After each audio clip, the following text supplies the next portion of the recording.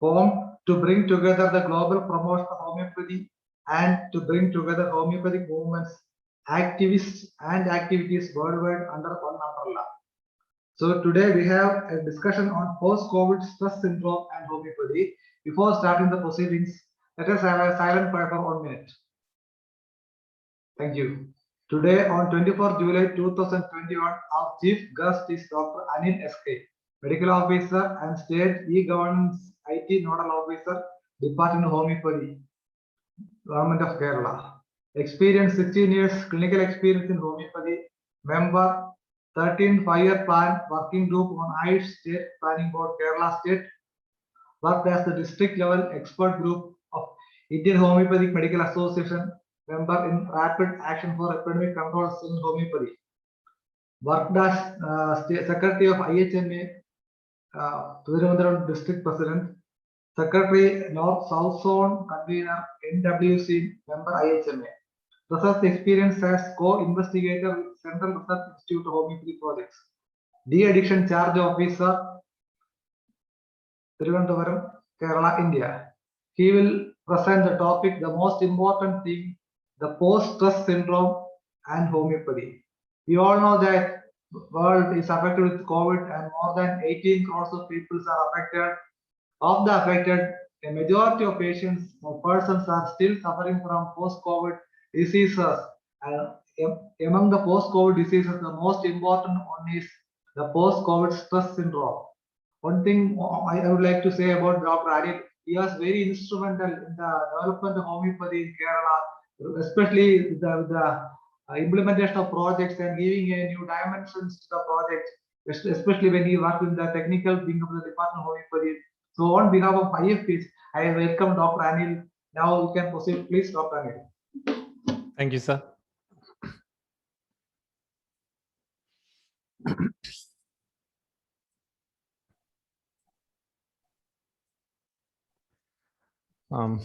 Good evening, good morning, and good afternoon to all the audience.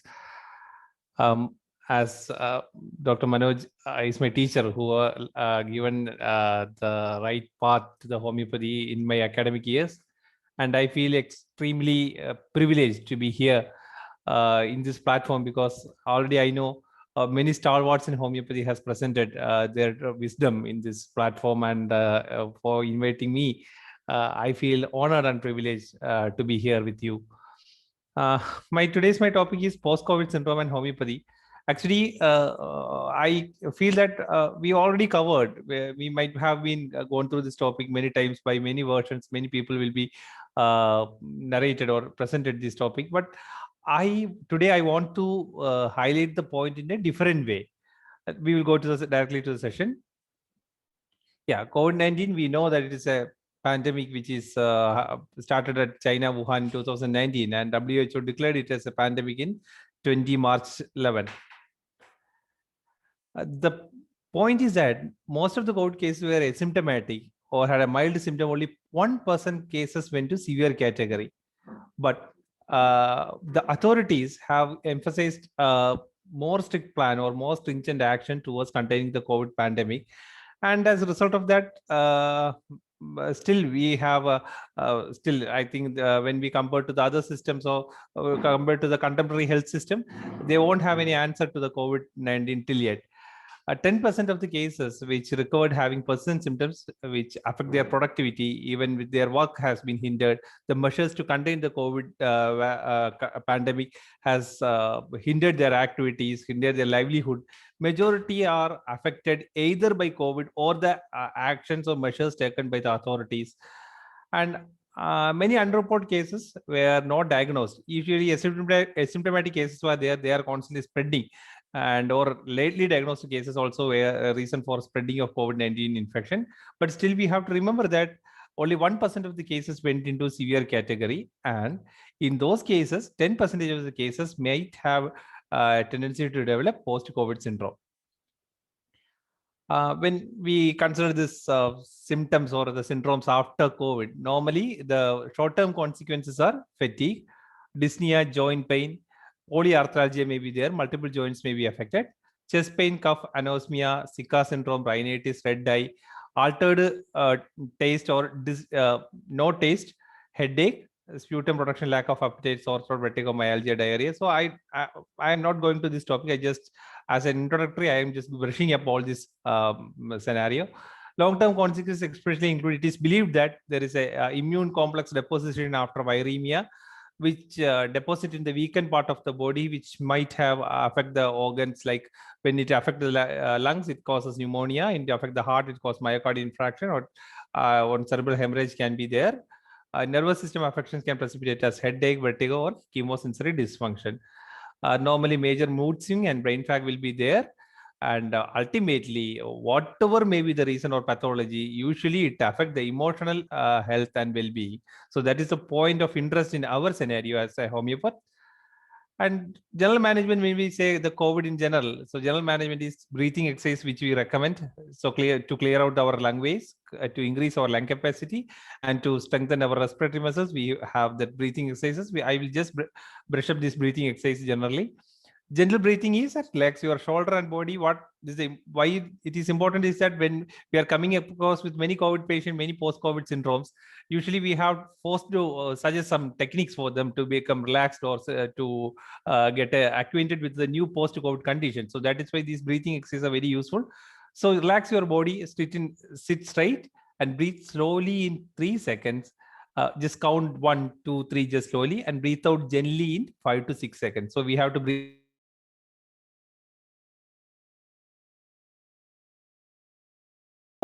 lung capacity.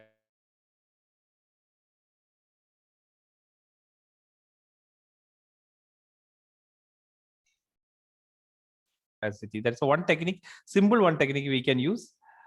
Second is deep breathing or thoracic expansion exercise, where we have to hold the breath for at least for 3 seconds. Again, the technique is same. Take a deep breath, keep your chest and shoulder relaxed. Take a deep breath inside for 1 to 3 seconds. Keep it there for 3 seconds and gently expire for 5 to 6 seconds. Repeat it 3 to 5 times. We can repeat this technique for 3 to 5 times. Then also the lung capacity will enhance. And if the patient feels dizzy, stop this exercise for some minutes and you can again repeat. Then we have a forced expiration technique. Take a medium-sized deep breath, force out forcefully and quickly, and open up the mouth while breathing out. Engage your stomach muscles. So see, in this technique, we use our stomach muscles to expirate. So that is why the more pressure is applied to the process, and lung capacity will enhance, which will enhance to distort the secretions. So which we can also advise many patients. We can repeat it for 3 to 5 times. 2 times we can do. And there's a other technique is 3-ball spirometer. It on the deep inspiration, these spiro balls can be elevated. If the 3 balls is elevated, our lung capacity is perfect. So this technique also we can use. We know the importance of prone position. Proning position is now advised by Ayush also. So we can just keep the proning is a process of turning the patient in a precise, safe motion from their back into the abdomen. So the individual is lying on the face down. So proning, medically accepted position to improve the breathing and comfort oxygenation. And if we tilt the position frequently, if we prone, taking in a prone position and we change to left side for 20 minutes and then for right side for 20 minutes, then for upright, again we can turn it. So by this way, every part of the lung get oxygenated equally. So it will enhance the oxygenation capacity of lung. That is the use of this proning position technique. Then self-proning technique, as I explained early, but the caution is that avoid proning for an hour after meal. Maintain proning only as much times as tolerable. Just according to your capacity, you want to do. And pillow is adjusted slightly to alter the pressure area and for the comfort also. So never, if you have an injured part, it is affected by this proning position, don't try it. And mild to moderate exercise and yoga is advisable. Regarding the food item, take a vitamin A rich food like sweet potato, carrot, mango, egg, and milk. Vitamin C rich food like gooseberry, papaya, orange, lemon. Vegetables like broccoli and cauliflower can be taken. Food rich in fibers usually advisable like beans, fruits like banana, orange, and guava. Eat moderate amount of fat and oil. Consume food with unsaturated fat like fish, nuts, sunflower oil rather than saturated fats. Eat white meat, fish rather than red meat. White meat is generally low in fat. What we can avoid is that sugary drinks, sweetened drinks, processed meat or red meat, chocolate, excessively salted food like chips and pickles, processed junk foods like cakes and pastries. And what we have to do especially is that drink adequate warm water, 8 to 10 glass of water or 3 liter per day is recommended. And the general advice is that take homeopathic prophylaxis regularly, adequate sleep, avoid smoking and alcohol, steam inhalation. See, these are general measures what we can advise to every patient, especially for any diseases, but in COVID cases, these are relevant, especially the exercises. Now we get into the disease proper, into our subject proper. So actually, when I prepared all these slides, when we go to the aphorism 260 of extension of organon, it is clearly mentioned. All these things are clearly mentioned in the organon in the 200 years before. So that is the importance of homeopathy or anticipation of homeopathy. What you call pandemic or unmanageable diseases. So actually, when we read this paragraph, everything is mentioned there. And I just quote from this paragraph, I can point out every point which I presented earlier. And finally, there is a quote which I recently read that some of my disciples seems needlessly to increase the difficulties of patient dietary by forbidding the use of many more tolerably indifferent things which is not to be commented, because what actually one of the point of acceptance of homeopathy differ from a common public is that we unwantedly recommend many things according to our wills and fancies, but master clearly defined what are things we have to use, we have to avoid. So we can, if we can follow, actually acceptance of homeopathy can also be increased. But this aphorism I shown you is that master has already pointed out what diet and regimen we have to use in chronic diseases, or now it's a COVID pandemic. So what we can use, recommend the patient in home, regular health monitoring, which include the pulse oximetry in this scenario. If the SpO2 level is below 94, we have to consider it as low and we have to seek a medical help. Check your BP regularly, check your sugar levels monitored, and the temperature, etc. has to be monitored regularly. Okay. Post-COVID syndrome. Who are the people who are vulnerable for post-COVID syndrome? Actually, I put it into 3 vulnerable groups. One is that the healthcare people like us. Being a homeopath, or any healthcare person can be affected by this post-COVID syndrome in a different way. These 3 category of people are affected in a different. See, that is why I want to present this topic in a different way. So the healthcare people, what the point is that they are toiling hard to treat or contain this disease it's the past 2 years. Out of this daily routine work, they have to do extra caution. Why? Because see, as a homeopath, what we know, that we are treating a patient. See, some patient coming to our OPD with a simple cold. Unfortunately, sometimes it get worse and we have to refer for a further treatment. Then what will happen? So-called those scientific people will tear you apart for treating these diseases. You don't know any scientificity. You don't check that COVID thing, and whatever chaos they can create, they will create. So that is why nowadays, since the 2 years, we are having an additional pressure in treating many simple cases because of the involvement of what you call pseudo scientific scenario is important in the health system. So somebody is telling that they are scientific and they all has to follow their rules. So that is why we are in a more pressure scenario now in treating. So being a homeopath, I feel we especially the young generation people are feel more stressed in treating daily OPD cases. And in fact, when our dear ones and ladies also get fell in ill, we feel more stressed. So this is the most stressful condition of treatment or most stressful condition of life for any healthcare people. So that is why healthcare people have has to give a more importance. What we can do is that mindfulness, like Ken always says, the one thing is for a sure recovery or a sure health life is that mindfulness. Whatever scenario, we can't change the scenario. See, scenario is created by many people or many factors. We can't change the scenario, but we have to adapt to it. Take proper nutrition. Proper sleep is highly essential. And what we can do is that whatever condition we have to have a mindfulness. That is the one thing I strongly recommend. I think Dr. Saji doctor has raised his hand. Sir, please, sir. I think we can have discussion after the program, isn't it, doctor? Shadi doctor? You are muted, Dr. Shadi doctor, you are muted. So shall I continue, sir? Yes. We'll have discussion after the program. Okay. People are more has to give more stress towards this post-COVID scenario, so they are affected in a different way. The second one is that children. I am not actually mentioning about the disease proper, but the scenario, post-COVID scenario I am mentioning. For children, they are restrained to home in a many ways. Children and teenagers are restrained to home in since the 2 years. Because of the restraining, they will be more under control of their parents and more in a stipulated family rules. So it will cause frustration and irritability, to develop frustration and irritability to the children. So they become intolerant.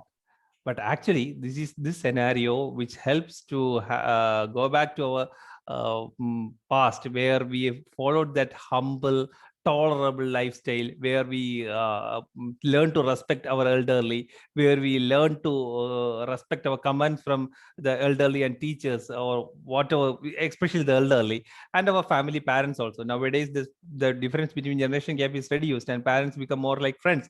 But in these cases, we have to stick on our basics, like we have to have a just some the game of family bonding will be there, and but still we have to respect, we have to be tolerant and humble. That's the way for my recommendation to the children and young people. And don't be judgmental to self and others, because many events, when we stick together in a home, or when we stick together in a cabin for many days, we will find more fault from the others. And don't be judgmental towards ourselves and our others. That will be my tips to say harmony in this scenario.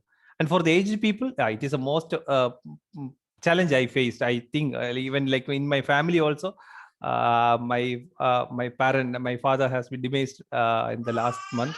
Actually, what I felt that was my father and my mother was become very confined to my home. So that is why this is a tricky scenario for the older people. They feel health wise also they feel insecure, and they can't be this. There cannot be any opportunity for socialization. These in turn increase their stress, and so the fear of mortality also increased. So what we can do is that give proper nutrition and just make some roles for the guidance, because these wise peoples can be used as some role models for receiving guidances. So if we addresses their role, like if we give adequate opportunity for them to role or guide us, then that will be better for their mental health also. So that we have to give a special care to the elderly, special ears and special attention to the elderly, so that if we give that much attention, we can cope up them also with this scenario. Now, what about the common public? So in the post-COVID scenario, we have usually the danger and contamination will be there. Socio-economic consequences will be there. Xenophobia or the fear of foreigners will be there. Traumatic stresses will be there. Compulsive checking is also cause another stress. This is a topic we are dealing in detail. So what about the danger or the contamination fact? Many people, because we know what there is a lot of propaganda regarding this hygiene, wearing masks, socialization, these all scenario, this all information is bombarded to people in each and every minute, so that every people will now see it's good, like every people is knowing that, but it actually it create an additional stress. See, maybe us or our parents or our close family members or our patient may be telling this, I am worried about catching virus. Usually many of the public will be having this a phobia of worry. I am worried about catching the virus. I am worried that I can't keep my family safe from the virus. Many people are like, when people go out, they are really worried that their little children will be, these babies will be getting infection. Even healthcare people also suffering from that stress. I am worried that our healthcare system won't be able to protect myself or my loved ones. Yeah, see, sometimes we say that a healthy young man get affected by COVID and they died within 2 or 3 days. Now the people outside the world is get stressed because these people, I am seeing this person, he was energetic one and he get affected by the COVID and he died. People may not be knowing the exact reason why the cause of death is, but the knowledge is that the person got COVID and he's died within the 2 or 3 minutes or 2 or 3 days. So that in turn create an additional stress to the society. I worried that basic hygiene is not enough to keep me safe from the virus. This is another scenario. We use hand wash, we wear mask, we take that 2 doses of vaccination, everything we done, still I affected by COVID. So what I can do? This is additional stress factor. Usually it's a practically, you think people might be feeling that stress. Even our relatives, my parents, my colleagues are asking these questions regularly. I am worried that the social distancing is not enough to keep me safe from the virus. Even after 2 years, we are keeping all these measures. Still, it is affecting us. It is not, we can't control this. So the people are stressed in this way. This is a fear of contamination. The other point is that xenophobia. Like being a Kerala, being a Keralite, I want to point out that one of the most important economic source of our income in Kerala is that one is Kerala State Beverages Corporation, other is lottery, and third one is the most important one is tourism. And tourism actually gives us one of the many livelihood, is a livelihood for many people, direct or indirect way. When this scenario comes, see, I am worried that the foreigners are spreading virus in my country. So we are not there to receive. As a host, we are not receive the foreigners from any other country. If I went to a restaurant for a foreign food, I am worried that I will catch. I will go to Italian restaurant. Now I won't go to Italian restaurant because there may be foreigners or the chef may be a foreigner. I might have catch that virus infection. I am worried that I am coming into contact with foreigners because they might have virus. I met a person from a foreign country. Yeah, I will definitely get. In an elevator, if I see a foreigner, I am scared because he might be spreading me the COVID virus.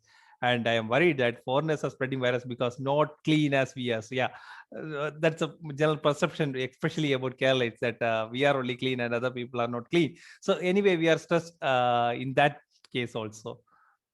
The other point is generally, because every time I am seeing the news, I am reading the new medias, I am seeing social medias, whatever things, everything is highlighted by the virus, or the virus plays a major part. Every day, virus become the man of the match. So what's the problem? I can't concentrate anything because anything unless about the virus only. So this factor become a constant stress for the common public. See, I am not, what my point is that I am not telling the post-COVID as a person who get COVID and after the COVID scenario, but I am telling the post-COVID health scenario. Like then other worried that if I touch some public places, handrail door, I will catch viruses. Worried that someone coughed or sneezed near me, I will definitely catch COVID. People around me will inflict with virus because they may not be that much clean or that much be proper as me. They will be inflict me the viruses. I can't take cash transaction because it's definitely spread me. And using debit card, it will spread. So every day on every dimension, I am getting infected by the virus. So this is gives the people an additional stress because I am not against this awareness program, but the awareness actually in turn after 2 years is creating stress to the common public. That is what my point is at. And COVID socioeconomic process, yeah. Rather than this thing, my grocery shop will be run out. I can't give the adequate medicinal supply. Cleaning cleaning substances will be weaned out. These all sorts of things will create additional stress for as a common public. And more than that, when the common procedure is that I know many politicians or many stakeholders or many high profile teams which are checking the COVID antigen or RT-PCR regularly because of the fear of this infection. So they have to undergo this nose swab or throat swab regularly.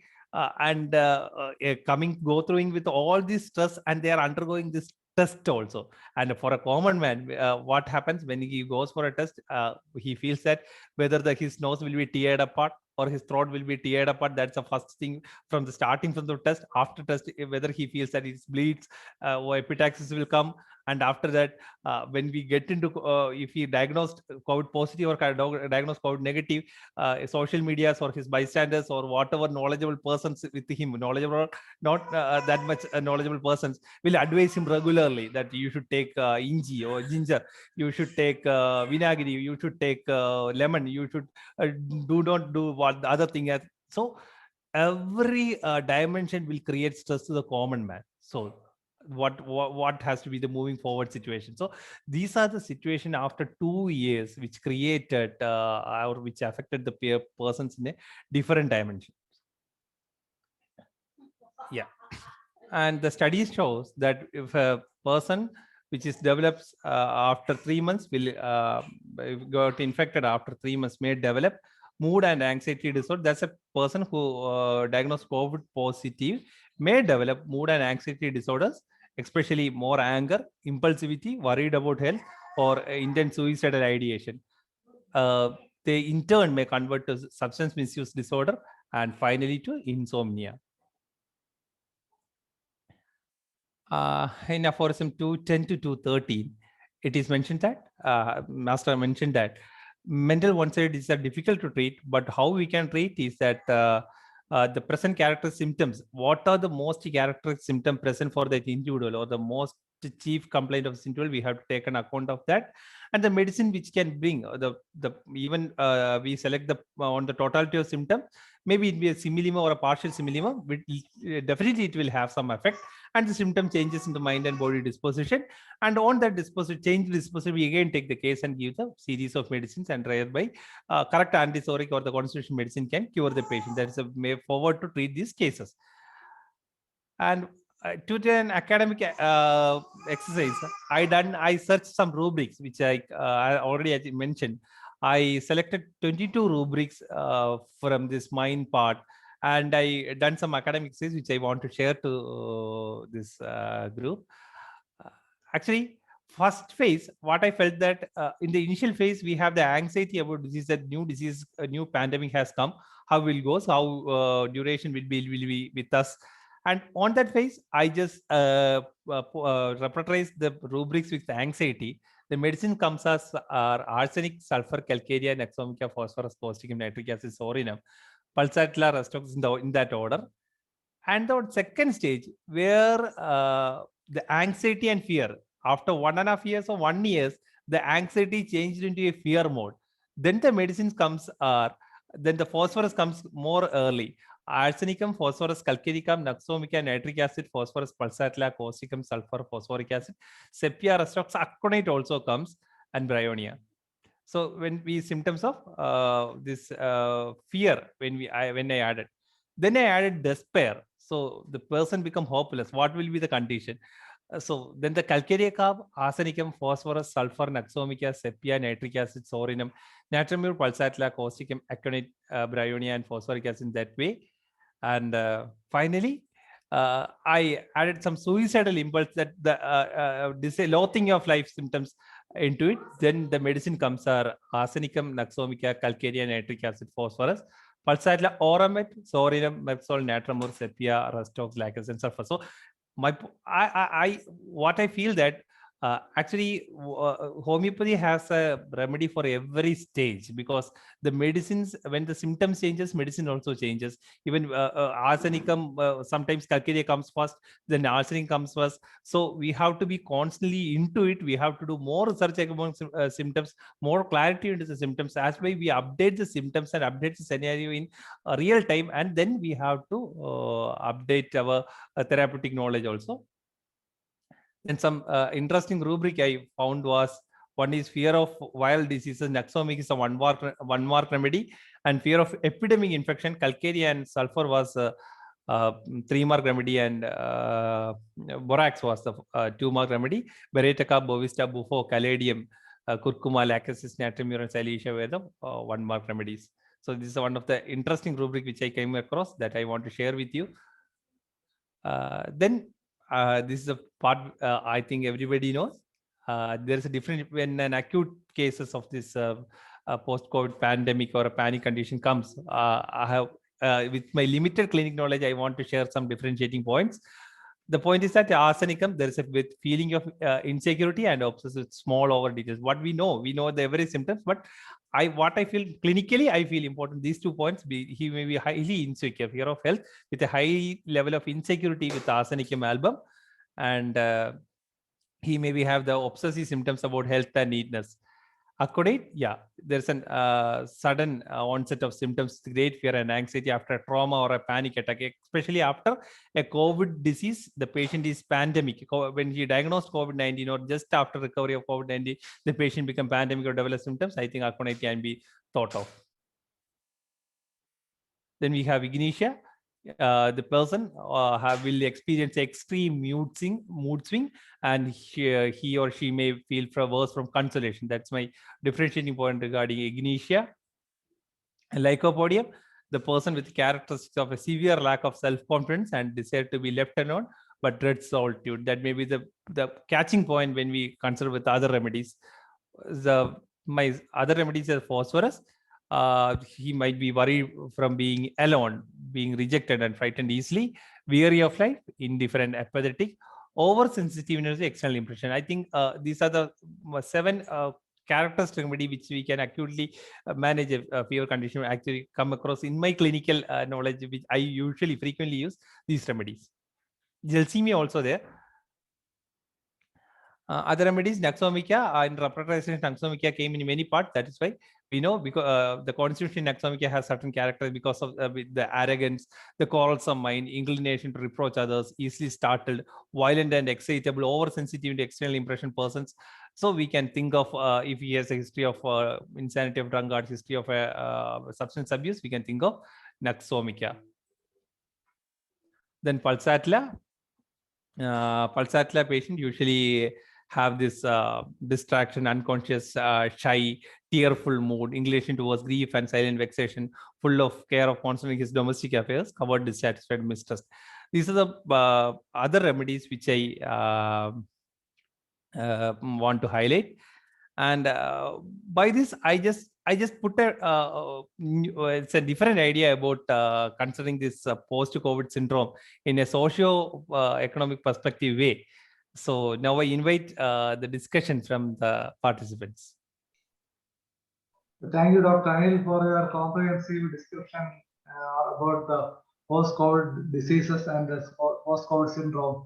Now, those who wish to participate in the discussion can go to the participant list and raise their hands. First, I got Dr. Shaji. Could you please stop? Yeah, thank you. Thank you, Dr. Manoj. And Dr. Anil, your presentation was nice and it is a timely one.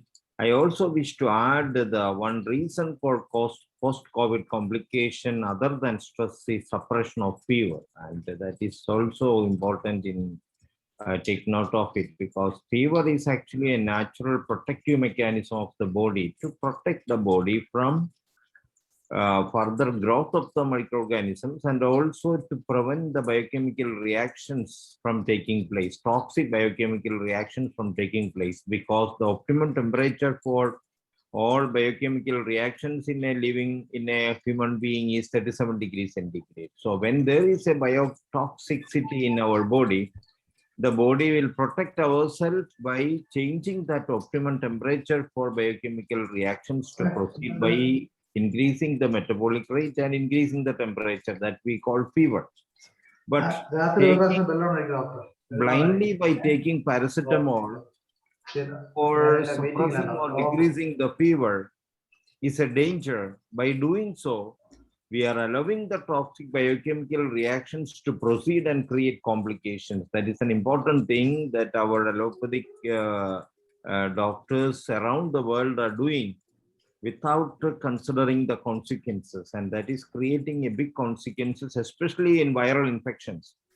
If they do suppression of fever in a bacterial disease, along with the paracetamol, they are giving antibiotics that will decrease the bacterial load. But in case of a viral infection, they have no medicines to decrease the viral load, so it will really complicate the matter. So this is an important thing all of we need to consider regarding post-COVID complications and advise every COVID patients to sustain their fever. When we sustain the fever, we need to take care of two things. One is the evaporation of water from our body and replace it with drinking more water, or for in conditions of children who are unable to drink proper water, enough water, to replace the evaporation or loss of water, we need to put IV to replace. Second thing is to maintain the fever, we need to supply energy to maintain the metabolic rate, because the body is producing the fever by increasing the metabolic rate. So in order to maintain the fever, we need to supply the energy part. For that, we need to take easily absorbable food like a glucose water or kanji or something of that nature, easily absorbable. Otherwise, those who are children, those who are very weak and unable to eat, or digestion is not taking place, or vomiting and the severe diarrhea sets in, we need to immediately put IV. I prefer to put 5% dextrose and normal saline alternately. And these are the measures to be taken. And another important thing I will share with the audience is that those who develop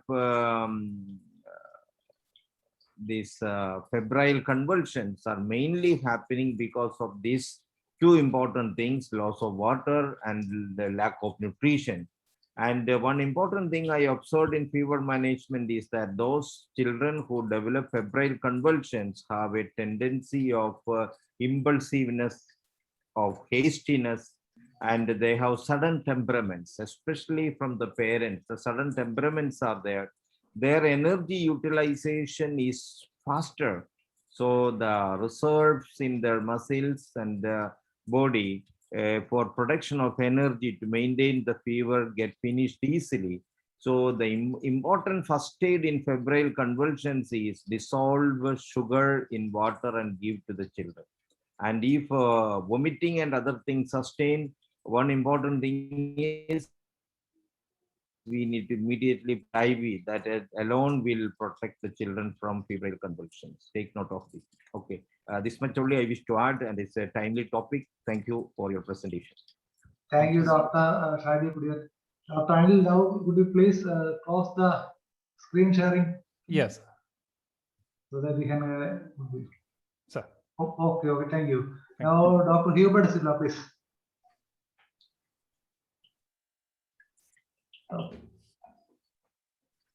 Please unmute, Dr. Hubert.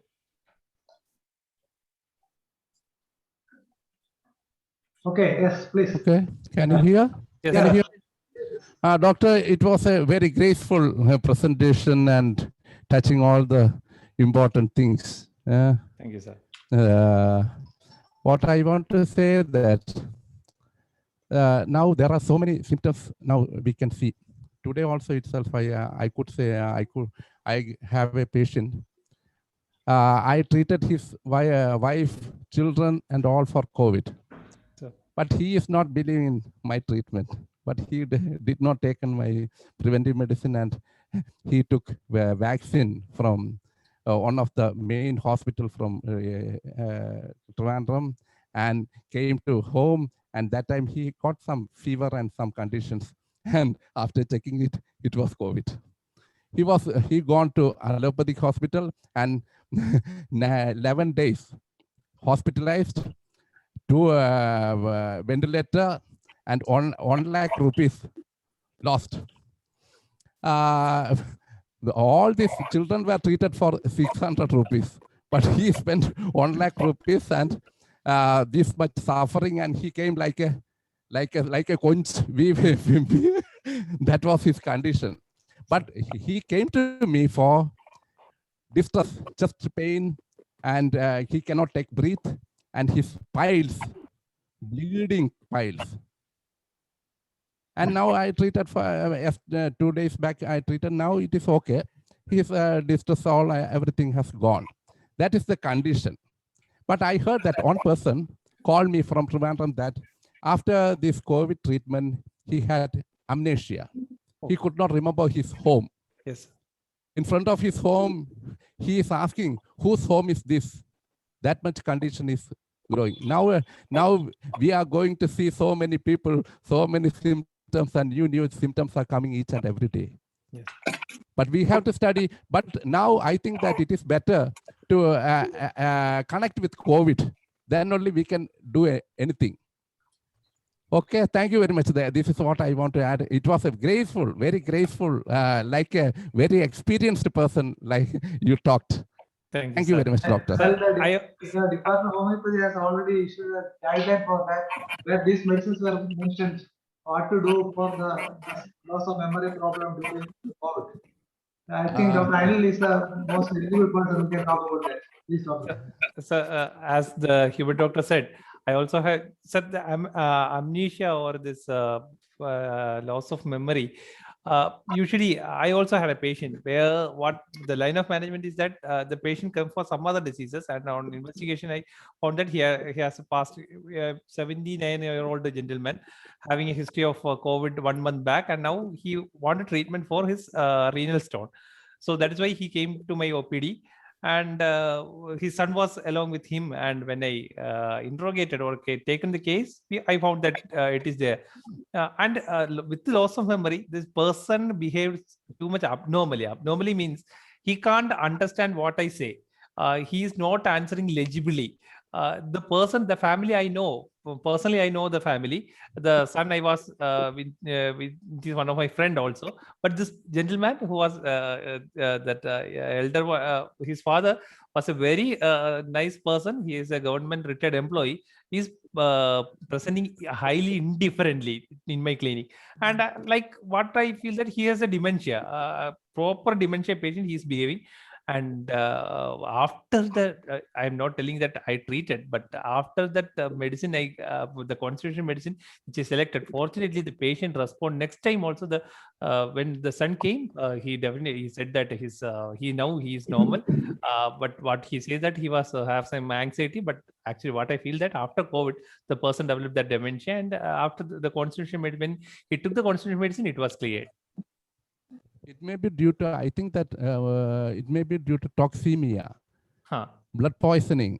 Yes. Yeah, after that, there is a blood poisoning, then we have to neutralize the blood poisoning. And what Dr. Shaji said, that we had to drink so much water and to neutralize the things and dilute the things and getting out. Yeah, that is what I want to say. So what I add is that his electrolyte values are normal, but my feeling is that he's having that traumatic syndrome which developed after COVID. That what I felt, because he's coming back from a hospital with the scan report and all the electrolyte has been checked. All the parameters are normal, but she's having that dementia. What the person behaved indifferently to my question. So, but actually, is that patient vaccinated? Dr. Anil, is that patient vaccinated? I think first he vaccinated once only.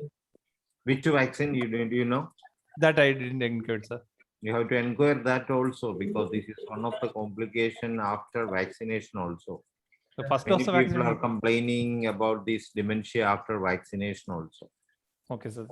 Next time I will recheck, sir. Okay, that's an important session by Dr. Haji. Thank you, Dr. Hubert. Now, Dr. Lokman.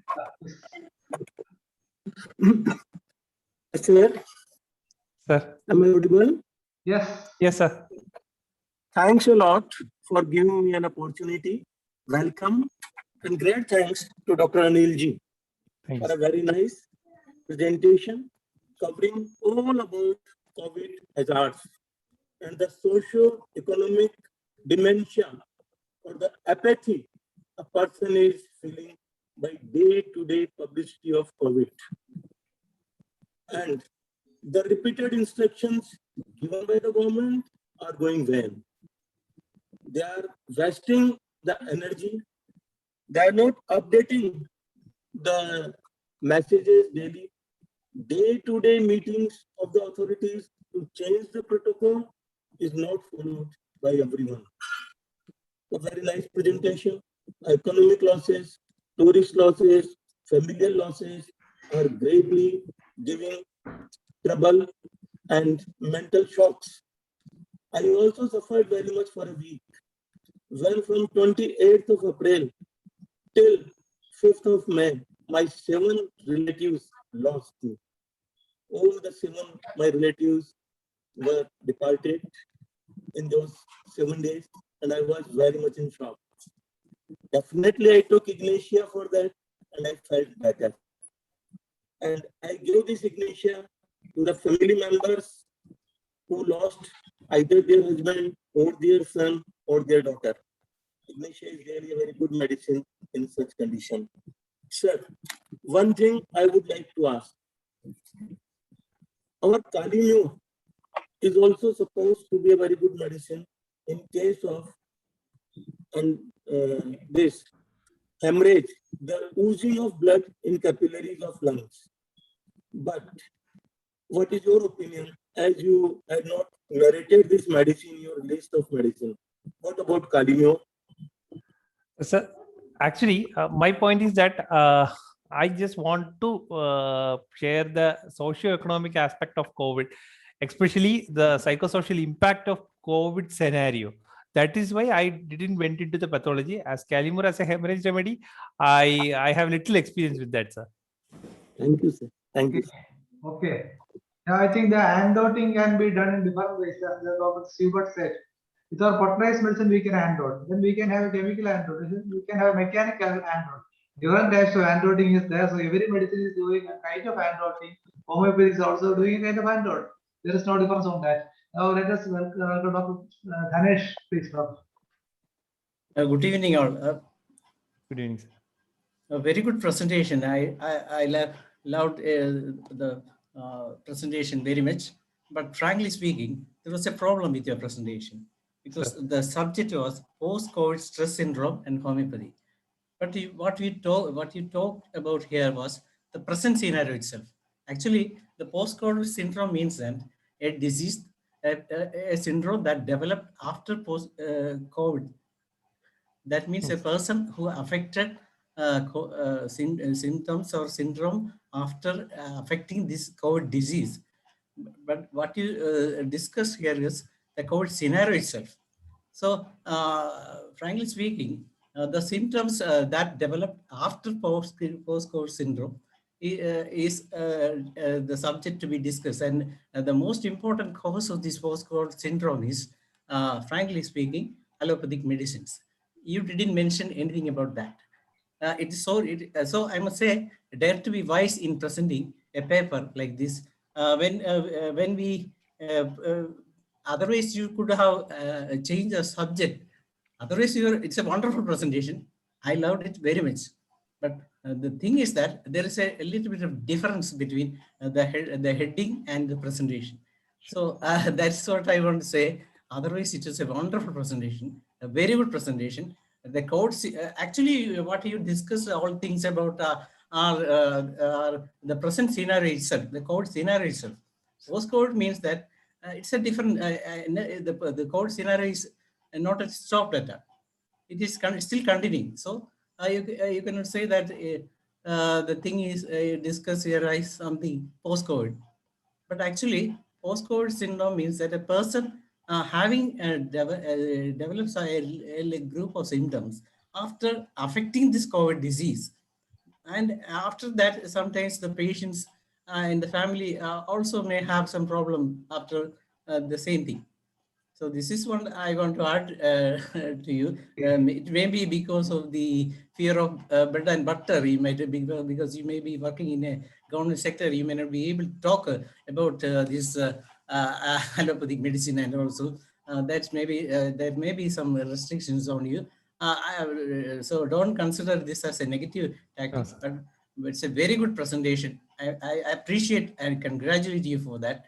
But anyway. You may if you present this paper anywhere else, you may kindly change the heading. Sure. Otherwise, okay.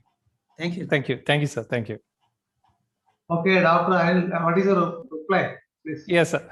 So the point is that actually maybe I agree to his opinion, because my point is that I want to highlight the scenario, health scenario after the occurrence of COVID. Yes. That is why I mentioned that post-COVID. In my opinion, that my point was that the health scenario or the socio-economic scenario after Yes. the post-COVID infection came into the existence. Yes. That is my topic presentation. I will change that heading accordingly, sir. Next for it. Oh, very good, very good. Thank you, thank you. Thanks. Royce Matthew, please. Royce Matthew. Are you there, Doctor Royce?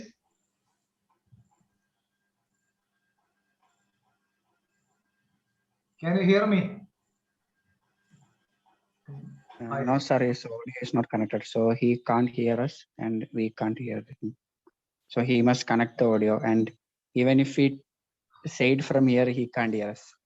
Please connect your audio. Okay, let's stop. Let us wait for him. So the different, I think different aspects were covered by Dr. Anil. Well, the aged people are more affected, and the children, they are more affected. Everybody is affected. Definitely, who can rescue them? Only one answer, I think, in the world is homeopathy. Because we all know that about the preventive medicine, the curative medicine, the post-COVID syndrome, and the disasters created by vaccines. Well, all these can be tackled with homeopathy, squarely with homeopathy. That is why the so-called scientists are deliberately obstructing us. They want to promote their business. So we are not bothered about or worried about their activities. That is why we are always participating in discussions, isn't it? Then about, I think, some other points we must discuss here about the diet and regimen. I have some observation there, because we all know that with the drug book which is given, according to the medicine should be adjusted, not according to the other conditions generally. Unfortunately, that was discussed there. The watermelon. When a patient taking arsenic album, what will be the impact of taking this watermelon? That will definitely produce aggravations, no doubt about that. Nobody knows, nobody doubt about it. So many. Then about the breathing exercises. When the patient is taking on his own bryonia, what will happen?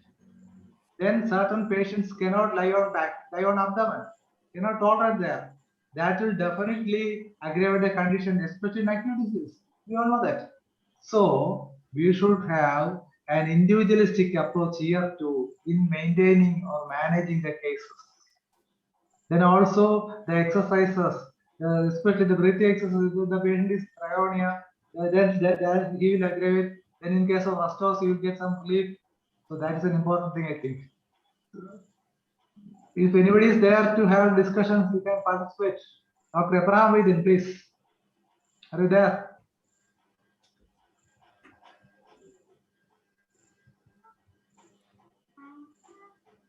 No.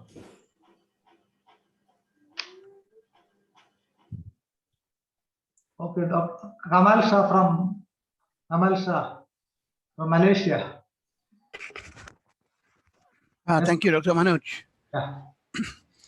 Dr. Anil, Yes, sir. I would like to ask you this. Has there been a search for statistics since the COVID infection on 20th March 2020 until now? Do you have statistics about the death rate in India, especially in Kerala? Because we would like to know. You see, what I found out from the internet, of course, that the death rate is actually non-significant, if you know what I mean. It's not significant at all. There is no such thing as a significant increase in the death rate in Malaysia and also worldwide. I tried searching for statistics from India, but I couldn't get it. You know, I think we should also go about this, because we have to prove to the world that this is a pandemic, this is a scam, this is a hoax. In Malaysia, it's less than 1%. You know, the difference between the death rate in 2018, 2019, 2020, and 2021 until now is not significant at all. It's very, very slow, very, very low, sorry. You know, so I think if we can get the statistics, then maybe we can prove something. You know, thank you, Dr. Anil, thank you, Dr. Manoj. Yes, sir. Yes, sir. Sir, as you wisely said, we are also looking for the, see, as far as my knowledge is concerned, different NGOs are undergone some studies, or they're doing some studies on the death rates before COVID, during COVID, and they are following with the previous data also, even that hospital death and other type of death, cause of death, and due to COVID and non-COVID cases. So we are we are getting finger crossed for the result to come, and we are following up with that. And if I get the result published, I will definitely share you, sir. Share Thank this you. group, Thank sir. you. Thank you. Okay, Dr. Kamal Shah. We all know that we are very anxious about the situation in Malaysia, and last day you have expressed it with your open heart person. Thank you, doctor. Then another thing is we all know that the role of arsenic here, because when Dr. Anil presented the last part, the fear, anxiety, then about the loathing of life, in all these aspects, arsenic was there. What it indicates the work of the monumental work done by Dr. Anil. That is the only reply we can say. More than around 3,000 symptoms, almost all symptoms, in whether it is delta, gamma, eta, delta. So there are 24 letters in Greek, or even after the 24 letters, they want to deploy Malayalam, because we all know that there are 51 letters. So Greek is not sufficient to represent all these problems. Delta, gamma, beta, eta, lambda, so many medicines are. But whatever may be the condition, we all know that arsenic is number one. So that is why our wise Central Council of Homeopathy decided arsenic as the number one medicine. But unfortunately, somebody rejected that, somebody opposed that, somebody started with camphor on them, they failed. We all know that. But arsenic is still the victorious number one medicine. And Hahnemann in his the medicine of material medica pura says, and arsenic album, they were questioned about the veracity of arsenic album, very poisoning. Then Hahnemann says that if you can make a dagger with iron, then you can make a plowshare with iron. So with dagger you can kill, with plowshare you can make some agriculture of fruit products. So the point is that how you use us. That is the reply he given to the so-called scientific world. How he uses arsenic album is the problem. It is not the problem of arsenic album. Just like that, we all know how we use us, and we should be more dare to explain or express our views in all platforms. Thank you, Dr. Anu. Then Dr. Hariharan Narayana is there. Please, doctor.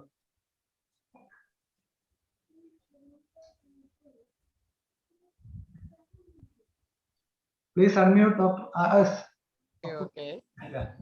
See, in my experience, every COVID patient is suffered by fear of death. Fear of death. That is one of the main mental rubric. So while we are treating COVID patients, we must use this fear of death according to the Constitution. According to the Constitution, that is, according to the Constitution, we must give the medicine to that patient. After COVID also, this fear of death caused some mental derangement to him, in him, and we must find out what is that symptom according to the individual separately. So one patient symptom is entirely different from other patient. So we must evaluate after COVID patients mental condition and give the medicine. That is the best way to treat COVID after COVID patient. Mental. Yes. Thank you, Dr. Hariharan Narayana. Thank you. Now I invite Dr. Shaji Kudia to say a word of thanks. Thank you, Dr. Manoj, and it was nice to have Dr. Anil SK with us today to have his presentation, and it was a timely, appreciable topic and subject he presented to us. I, on behalf of International Forum for Promoting Homeopathy, take this opportunity to give a big thank you to him. And also I thank all those who participated from different parts of the world and make their participation in our discussion sessions. So I appreciate Dr. Anil will be coming forward with newer topics so that your intelligent works and expertise will be shared with the homeopathic community around the world. So thank you, and Thank you, for Dr. all the Thank you, Dr. participants also. Anil. Well, that marks the end of the 327th day part 1 presentation in English. Now we will switch over to the Malayalam session. Those who are interested to participate in the, can continue. Others can leave. Okay, it is back to Dr. Tanesh.